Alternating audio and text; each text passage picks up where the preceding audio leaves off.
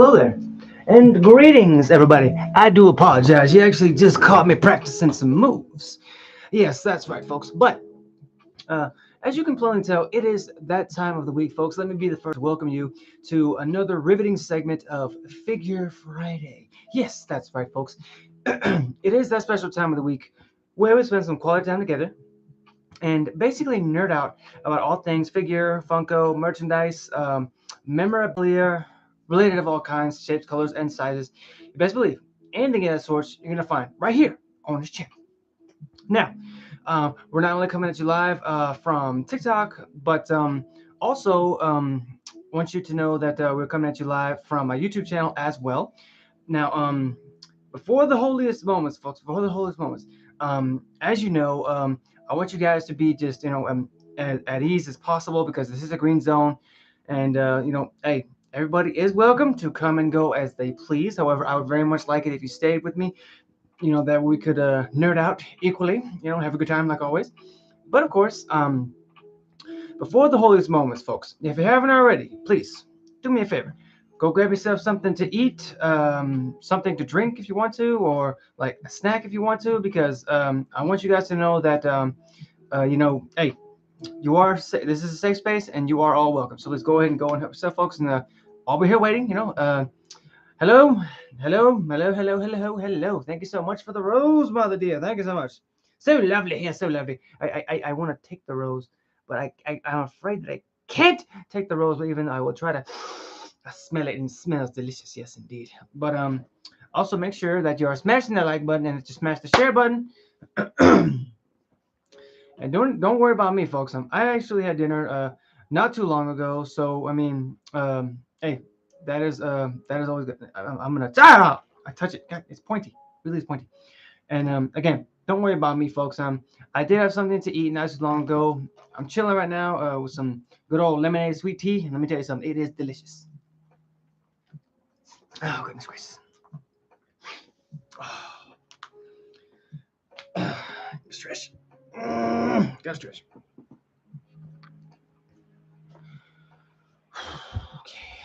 Okay. Okay. Oh, hey, hold on. Let me check something real quick. Mirror my video? Wow, that's weird, but okay. What's in that? Oh, okay. I got you. Cool. Sounds good. All right. Oh yes. I'm actually happy because I mean, I love the shirt too. Now, I actually did play the game yesterday when it did debut. I just streamed the entire story mode on my Twitch channel. You guys are more than welcome to check that out if you get the chance. But as you can see, we have hit that 30-minute marker, so we are going to go ahead and get started. So I invite you guys to please, sit back, relax, kick your feet up, take a deep breath, and just chill out and relax with your boy. Because as you know, it's just you, me, and the merchandise of tonight. Now, I hope you're ready because tonight's episode will be featuring 3 new furious female fighters straight from the Funko universe. Man, that was a lot to say. But not only are they female furious fighters, but they are also hailing from my childhood era. Yes, that's right, folks. Now, again, please sit back, relax, because it is that time. So, first up, we're actually going to be taking a trip into the circus. Yeah, that's right. We're going into the circus live, folks, to introduce our first lovely guest of the evening, who doesn't really need so much to block you on social media or like block your moves if she happens to get into a fight. No, she doesn't really need to do that because she can basically block what keeps your movement going, which is known as your chi. So, ladies and gents, give a big first Wolfpack welcome to Miss Ty Lee. Yes, that's right, folks. You heard me right. The chi blocking child, circus child of the Avatar, The Last Airbender world, has made her debut this fine Friday evening and looking so awesome. Okay, let me show you guys. Bam. Hello and good evening, Sumire. How are you? There you go. Can you see her? Because I can't tell if you can see her. Yeah, you see her. Okay, just chill right there for me, Ty. Chill right there for me, okay? Cool. All right. Hiya. Yes, hiya. Okay. Now, again, this she hails from the world of the Avatar: The Last Airbender. Now, just in case you guys didn't know, I did introduce a few of those characters in some of my previous streams. So if you want to play catch up, I invite you to watch those first. Or if you've seen the entire Avatar series, then you got nothing to worry about. So she's brought with her a very sweet story. Now, Miss Ty Lee here, she's the daughter of a nobleman, right? She attended the Royal Fire Academy for girls with her friends, um, one Miss Azula and Mai. And as a child, however, Ty Lee dealt with six whole sisters who shared identical appearances that looked just like her. And this caused her to basically feel sort of a loss of individuality, if you will, and led her to have a longing to be unique and a more recognizable person and a desire for attention from other people. And because of this, over time, after she matured, however, she ran away from her home and joined a Fire Nation circus. I apologize, folks. She became a skilled acrobatic performer and she gained a lot more personal attention. And when Ty Lee, the thing about her fighting style is that she's not a bender in any way, shape, or form. She actually uses what's called chi blocking, which is a unique form of martial arts, which basically targets pressure points located within the human body. And I kid you not, there are actual points in the human body that can basically block blood flow to that particular appendage and render it just useless. And she was able to disrupt, however, an individual's chi flow and temporarily paralyze them, thereby also preventing the victim from bending as well for a period of time. But when Mai and Ty Lee were recruited by Princess Azula to hunt down and capture Prince Zuko and Iroh, and of course, later Avatar Aang and his friends. However, Mai actually ended up betraying Azula to save Zuko's life. And when the infuriated princess retaliated, however, Ty Lee actually stepped up and defeated Mai by paralyzing Azula. I'm sorry, defended Mai. My apologies, folks. Which led to her imprisonment. Which, however, it's kind of where it gets a little interesting here because in prison she actually met the Kyoshi warriors, who basically are a set of kind of like, well, let me put it to you this way. You know how in the world of DC, the Amazons are kind of like a race of warrior women princesses? The same can be said about the Kyoshi warriors because they are basically the same thing. They live on an island, isolated from the rest of the world. Most of the population is of women, and they utilize and specialize in defending and fighting. In return for teaching them, however, how to chi block, they allowed her to join the group of Kyoshi warriors.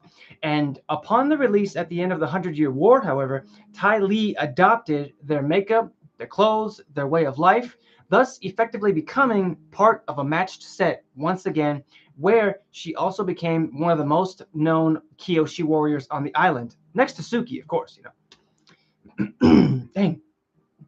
I gotta tell you, I think that burger's really making my throat do that. I don't know why. It's weird. Oh, goodness gracious.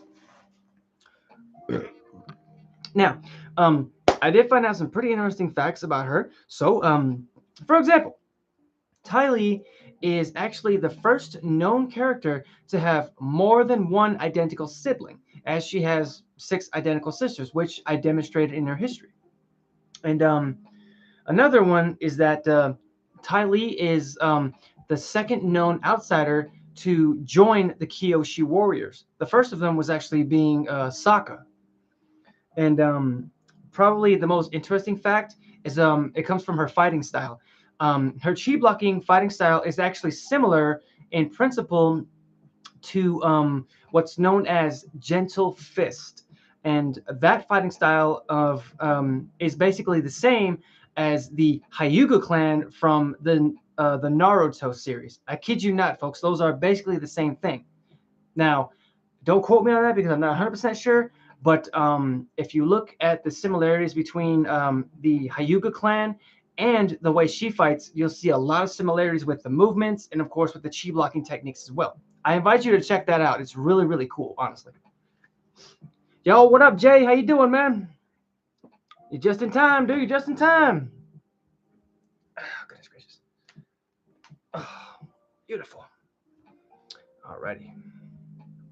Just stopping by, show some love. Hey, it's much appreciated, man. I appreciate you. Appreciate you so much. Any love is always appreciated, man. Whether it's 5 minutes or 5 seconds, I appreciate you. Okay, so next up, we are actually going to be introducing another kick-ass female of this trio of introducing characters. How's it going? You know what, dude? I can't complain. It's Friday night and I'm feeling all right. But how are you feeling, really? I want to know, how you feeling, Jay? Right. Okay. And oh yeah, this particular individual is always comes weapons ready. And there's a reason for that because she's actually also a non-bender, but she doesn't really need bending to get the job done. So, ladies and gents, one more big wolf pack. Welcome to Miss Mai. Yes, the gloomy, blade tossing badass lady has also joined us this fine Friday evening and making her debut as part of guest number 2 of this trio. I'm great. That's great news, man. Really, I'm happy. That's great news. Okay, let me show you guys. Bam. And as you can see, she's actually rocking her colors that the Fire Nation colors, and a pair of daggers. And there's also a very good reason as to why she's rocking the daggers, which I will explain to you guys in her history. Oh goodness gracious, itching, itching. Okay, but again, she's also making her debut alongside fellow friend Ty Lee. She was the daughter and eldest child of Ukano. And who that was is basically the former governor of the new Ozai community or era. I apologize. And his wife, Michi, watching your videos, you got some great content. Hey, I appreciate that, Marilla. I really do try my best to sort of make everybody feel engaged and welcome. And I just want to be able to, put myself out there and, just share what I got with the rest of the community, And I'm hoping that everybody's enjoying it, really. What was that? Ah, yes, his wife Michi. But however, during last year of the 100-Year War, she actually became one of Princess Azula's main ally, and therefore, basically one of Team Avatar's greatest foes. Thank you so much for the confetti. Thank you so much. Great, keep doing your thing. Hey, trust and believe, man. Hell, I'm gonna go until the wheels fall off. Oh yeah, and she also became Prince Zuko's love interest once he returned to the Fire Nation. And as one of the most, sort of privileged girls in the Fire Nation, she attended the Royal Fire Academy for Girls and became the friend of Princess Azula and Ty Lee at a young age.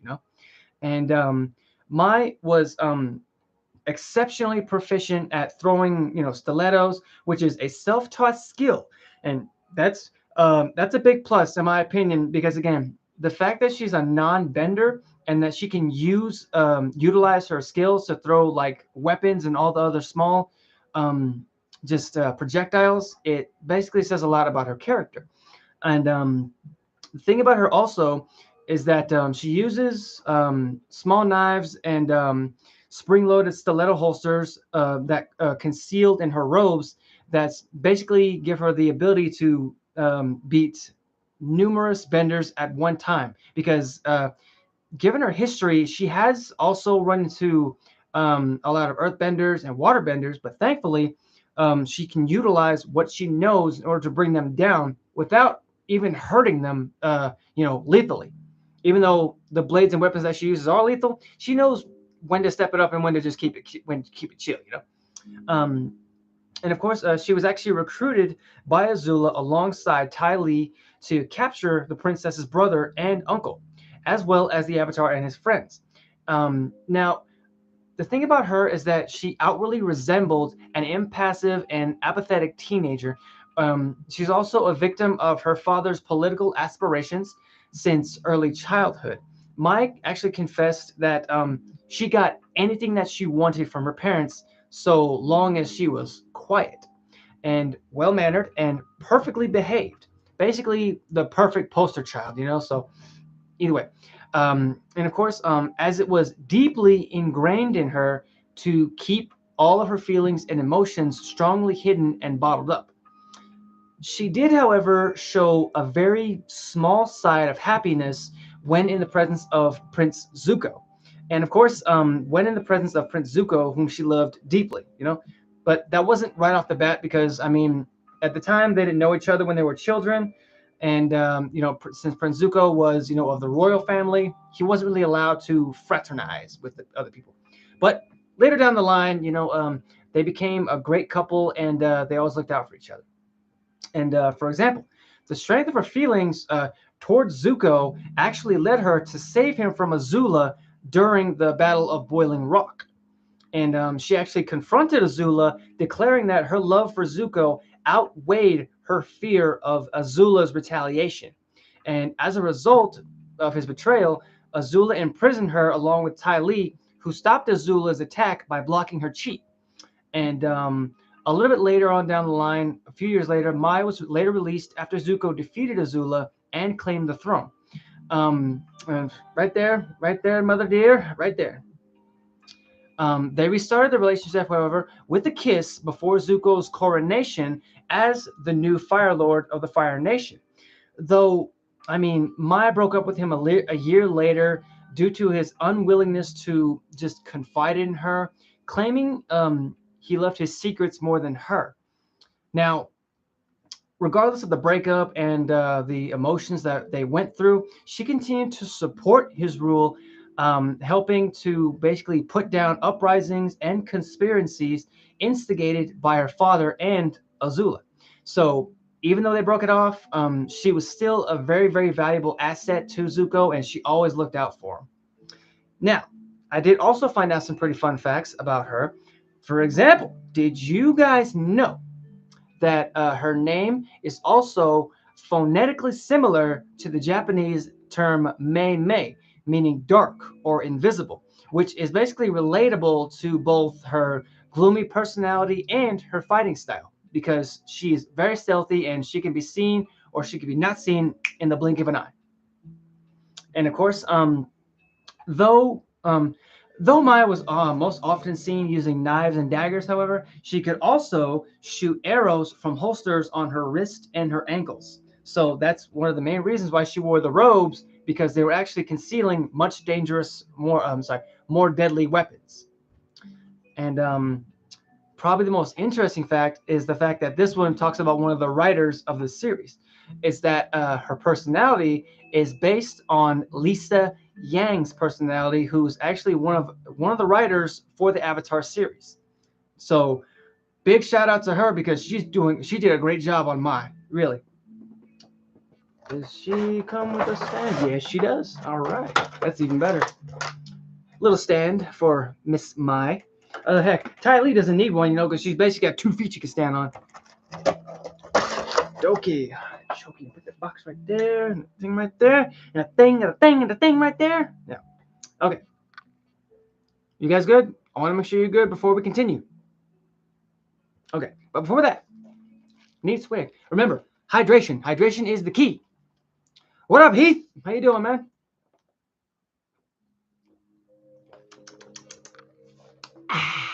Delicious. Oh, my apologies, folks. Okay. You guys good? Okay, we're good.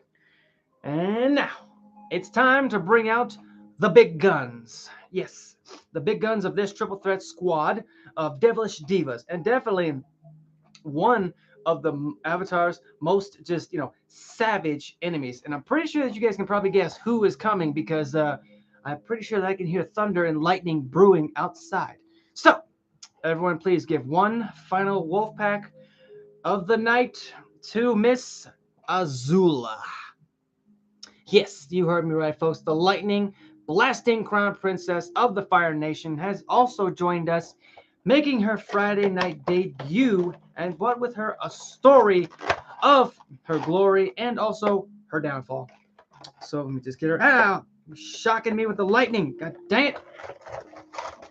Ow, come on, just please. Cooperate. God, stop it. Okay. And bam, there she is, folks. Woo, look at her. And of course, as you can see, look at that. Look at that. And she's sporting her Fire Nation colors. Little lightning right there. Heck. Show you guys there. Fighting injustice on this app. Hey, man. Honestly, dude, that's really all we can do. Hell. We fight the injustice, and we really do try. Became the number 7 of the team. Hey, congratulations, Heath. Lucky number 7, man. Welcome to the team. Where was I? Oh, yes. About Miss Lightning Flinger here. Azula was a princess of the Fire Nation, daughter of the Fire Lord Ozai, and of course, his wife Ursa, and of course, the younger sister of Zuko, and older half sister of Kiyi. She was a key adversary of Team Avatar, chasing Avatar Aang and her banished brother far across the Earth Kingdom, accompanied by her two best friends, Mai and Ty Lee. Oh, goodness gracious. That gas is really starting to get to me now, y'all. Heck. What's up, Gonzalez? I appreciate you, man. Heck, you best believe I'm going to keep going till the wheels fall off, man. Hell.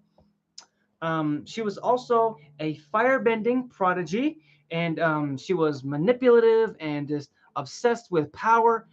She was also a skilled strategist who orchestrated the coup of the Earth Kingdom's capital in Ba Sing Se and halted the invasion on the day of the Black Sun, and accused on this app for something he didn't do. Ah, damn, man, hell. Sadly, that's something that a lot of folks be facing these days, man, hell. Well, yes, good evening, Bell. Thank you so much. Like I said, I'm gonna go until these wheels fall off, hell, or at least until the world stops making figures and Funkos, which but I'm pretty sure that's not gonna happen. Heck. Oh yes. She also harbored deep mental instabilities, which I'm not trying to trigger anybody here, so I do apologize. I'm just throwing that out there. She believed that her mother actually loved Zuko more than her. She was raised by her father in an environment without a mother figure in it. So, I mean, you could probably guess how that went for her. Azula, she had, to be nothing less than perfect in her father's eyes in order to gain affection and attention from him. Where do you keep all your Funkos at? Well, I actually have two shelves for them. I kind of just keep them as much. I kind of keep them spaced out as much as I can. Um, but yeah, I have one right here, right up at the very top next to me, and there's one in that corner of the room. So again, the collection is definitely growing. But I also have some totes in my garage, which I can use to store some ones that until I put them in, until I'm just not using them. So if that makes sense. I'm sorry to be confusing, Laura. I apologize. Title. Oh, I understand what you're talking about, Heath, because I mean, when you're the daughter of the Fire Lord in that series, you kind of have to act entitled because uh, if you didn't get what you want, then Dad would step in and basically burn you alive. So, I mean, it's to be expected about her character. Oh yeah, and after the betrayal, however, of her two closest friends, Mai and Ty Lee, these instabilities were brought up to the surface. And upon the arrival of Sozin's comet, Azula was soon to be crowned Fire Lord. However, her defeat at the hands of her brother Zuko and Kitara caused her to suffer just a complete and total mental breakdown, thus leaving her in a pool of water and her own tears, crying because the fact that, I mean, I want to speak from the heart on this one. Now, I watched Avatar growing up, and even then, like to this day, I can watch it and never get bored with it. Seeing Azula's breakdown, I mean, as a kid, I thought, hey, all right, yeah, the villain got beaten. I mean, she was defeated, so everything would be all right. But I mean, when I watch it today, damn, I can feel her pain, because just watching it is just painful to watch because she feels like her world just came crashing down, because you feel like God, it's really hard to explain, honestly. You have to watch that episode for yourself, folks, to feel the pain that I'm talking about. Because really, it sucks. You hate to see it. Um, oh yeah, and I did find out some pretty interesting facts about Miss Lightning Thrower here. For example, did you guys know that she is the only known character to be able to create blue fire, whereas every single firebender in the series theirs is orange. I kid you not. And um, also, Azula was one of the few characters to have her own theme music that played whenever a scene that included her came up. And of course, probably the most interesting fact that I found out about her is that she was the first character to be seen generating lightning, as well as the only known female to be able to do so. Because um, the only other character that I had seen to be able to generate lightning was Iroh, or to be able to not generate it, but just block it. She was a bad. Oh yes, indeed. Zula was actually she's one of my favorite villains when it comes down to it, because I mean not because of her breakdown, because yeah, it's true that broke my heart seeing it, but just for the sheer just feeling you get when you see her create the lightning and just fling it at you and just fling it at her friggin' enemies. It's just powerful. It's a powerful feeling, honestly. It's just crazy, really. It's really cool, honestly. Whew. Also, pop art, huge fan, anti-bully group, the Wolf Pack. Hey, that's great, man. Hell, nice job, nice job. Keep that group alive, man. Heck. But Katara dragged. Oh yeah, honestly, dude, she was not ready for Katara. I mean, yeah, it's true. When it came down to it, you know, Zuko had to block the lightning that was intended for Katara. Spoilers. But overall, I mean, I thought that the show was just incredible, and to this day, I can watch it and never get bored with it. Really. I mean, if you guys haven't seen it, or if you have, I invite you to rewatch it because it is stupendous. Seriously, stupendous. But yeah. With that being said, folks, I am gonna go ahead and get up out of here to end both of the streams. But I will be shooting over to my Twitch to do some gameplay, and of course, I will tell you right now, tonight's Pick Your Poison is definitely going to be more of the recently released Mortal Kombat 1 video game. Jess, thank you so much for the hearts. Thank you so much. Appreciate you so much. Um, gotta go. Yeah, hey, you be safe, Heath. Real, you be safe, man. Keep doing your thing, all right? But yeah, I will see you guys there. You guys are more than welcome to come check that out. Follow me over. Feel free to hit that subscribe button, smash that share button, smash that like button, smash these like buttons too. Check them out. Make sure you smash some likes on them. And as always, I will see you guys next week for another riveting episode. So as always, stay safe, stay awesome, stay weird, stay yourselves, and be zen as always, huh? Peace.